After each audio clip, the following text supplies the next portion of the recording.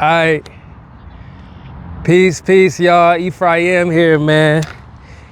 And today, speaking of peace, I want to talk to y'all about peace maxing, because that's what I'm doing. I got my soccer ball over here.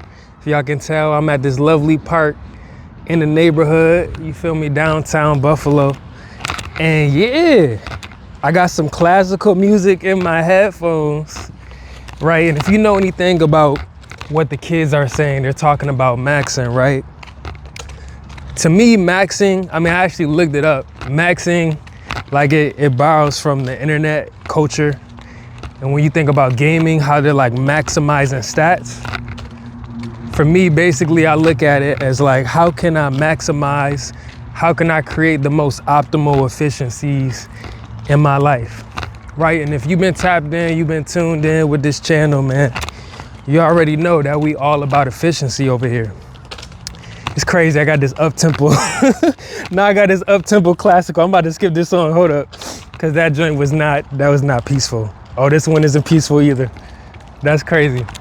But nah, it's about maximizing it in a way that how can I create the most optimal situation for my life? And I feel like sometimes it might be on the other end of the spectrum when we talk about, you know, letting go and detachment, right? Because I feel like a lot of people naturally in our lives, we want to control things. We want to control the outcome. We want the situation to go how we want it to go. And even though that's not something that we always can do, we can still create the most optimal situation for us to thrive. That being said, for me, when it comes to my peace, like me personally, even when I think about the last time when I was still in my hometown of Buffalo, right? When I had an apartment not too far from over here, I was in a suburb. It's called like the West Seneca area, right?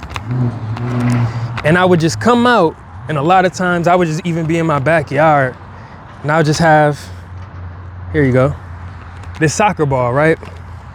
Because I noticed like how important it was for me to really make sure I'm staying in motion, I'm staying active, and I'm just able to be present in the moment.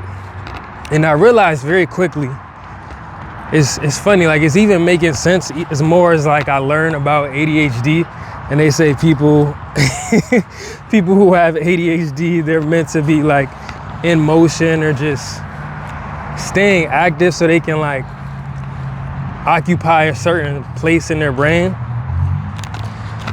And really to me, it makes sense because overall it's about like being stimulated. However, just by doing something, like when you're focusing, say like I'm just kicking this ball back and forth, right? It's hard to be able to focus on anything else besides that, like in the present moment. I feel like I'm kind of like multitasking right now, but at the same time, it's not so much of that because this is like a subconscious activity that I do. But the way my mind works, just having that extra stimulation, sometimes it makes it easier to focus, you know, even if it's like a means of like self-soothing or whatever. Again, it's just going back to the fact that, you know what, at least while I'm doing this, I can stay fully present in the moment. Like I'm not trying to think about, oh, what am I gonna do later? What am I gonna do in an hour? You know, what is my future gonna be like? Or even what happened in the past, right? What are the things what I feel that's holding me back, or I'm allowing to hold me back because I'm thinking about trauma, right? I'm thinking about bad experiences. I'm thinking about what went wrong. Rumination, right? For me, that's a big topic of conversation because I feel like it's so easy to slip into those habits, those patterns. At least that's something that I've experienced. However, you know, I feel like when we can truly be active and we can be present in the moment, we can engage like, all right, we're gonna do this. We get our full body into something. That's the most present that we can truly feel. At least I don't know, as far as I know, in my life experiences. Because I feel like that's a big part of, especially my last year, what I needed to learn more of. I was even thinking about it this week, like as much as I've been in the place of like my higher chakras, right, my intuitiveness, people talk about the third eye, they talk about the crown. I realized how important it was for me to become more grounded, really within my root. And it makes even more sense as I'm like, you know what, I'm building a foundation. I'm building a foundation for the rest of my life. 27, last year I was 26. And it was just so many changes happening in my life at once. Even being a full-time engineer, like the amount of change I was experiencing in the workplace, like, okay, I was just getting accustomed to like, all right, this is what I'm doing for now, right? I need to be accountable. I need to make sure I'm on my A game. And it's not that that was so much as hard for me, but it was a different way of living than I was accustomed to at the time, you know? And not only that, like the responsibility that I was taking on in a workplace, but just even outside of my life, it's like, okay, now that I'm doing this, right, now that I'm on this higher level project management and I'm responsible for all these things, how do I still make time and space for myself? Like, how do I still find peace in my life? And then I'm going home and then I'm still a community person, like I'm involved in my community. How do I balance the two? You know, we talk about work-life balance, which is non-existent for a lot of people, but you know, my family is a big priority for me. And especially just with what's taking place in the past couple of years, you know, having family members pass and like no longer being around, it created more of an urgency in my life. So that being said, looking to find my baseline and my peace was like, last year was actually my abundance of peace year. Like that was the theme for 26. It was having an abundance, but not just abundance of anything, abundance of peace. And believe me, I felt that when I say, okay, I'm not going out all the time like I used to. I'm not going to all the events. I'm not making myself as accessible all the time. And in fact, I was just talking to my bro, Aaron, shout out him. You know, I told him how he was really one of the people that inspired me, as well as I had another great conversation with a local artist. And he was telling me how, basically how to make myself less accessible, right? Because he framed it in a way, like we was having a really in-depth conversation, and he framed it in a way that the more accessible we tend to be as people, the less others will really value us or value our time. And it's just crazy, like especially as artists, like musical artists, you know, basically being like public figures. A lot of people take things for granted when they just always have access to it. And I started to realize, especially as I took those words to heart, like, damn, me showing up, me doing all this goodwill for free. Like, it's so funny to think about now, but as much as I did love it and I appreciate like volunteering, because that's my foundation, that's what I was raised on, giving back. And I just love to help other people, love seeing people happy. I had to realize somewhere in the process, like this is coming at expense of myself. And it's not completely making me happy anymore. Because when, however it happened, like when there wasn't the gratitude and maybe just based off of the expectation that I set, right? Like I know, okay, people aren't able to reciprocate. They're not able to reciprocate the same way in which I give. And I feel like a lot of times that can cause an expense of our own peace just when we create the expectation. Like you know, they say you're supposed to give freely, like give without expecting. I know they mention that in the Bible a lot as well. Like it's a very common principle. And it's not just for nothing. It's like that expectation, a lot of times that's what creates the anxiousness. That creates like the feeling of, oh, this has to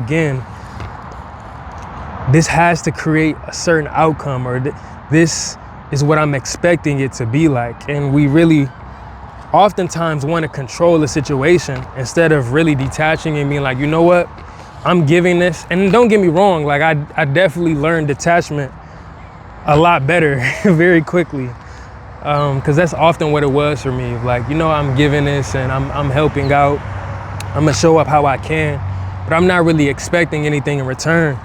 And I think the issue was that when I just started making such a habit of it, it just wasn't productive any longer. Like, yeah. So that being said, when I made it a priority to be like, all right, what are the things that I actually enjoy? When I get back to myself, right? Like, you know, when I was a kid, I actually wanted to, believe it or not, like I really wanted to get into soccer. I was like, yo, I think I did like one game. My mom had me like try out with this team or something. And I was just gassed. I was exhausted because I was a big kid back then. But like, I remember even before then, when I would be in like summer programs, summer sports programs, like we would be in the soccer field, you know, Cheektowaga Town Park and the sports programs. Shout out those great peoples, man. Because it would just be fun to like, yo, be in the grass and like basically be in nature and just play. And that's even another topic of conversation that I've really been honing more into, as I'm realizing when it comes to my nervous system, right, being at peace and even finding room for success, like on my own terms, but as well as, you know, by the terms and the, how do you put it? The terms and really just the account of many other people, right? When they're like, I want to be successful, they realize how when you take the time to actually play and like pursue that novelty, it activates a certain aspect of your brain.